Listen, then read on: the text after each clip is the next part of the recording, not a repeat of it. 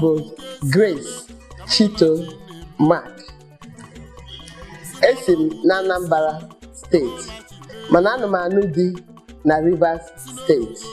Aha di m bụ Maxwell Mark.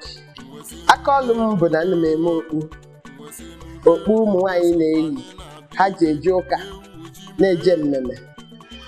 Ọ ihe m na-eme, ime okpu dị iche n'iche.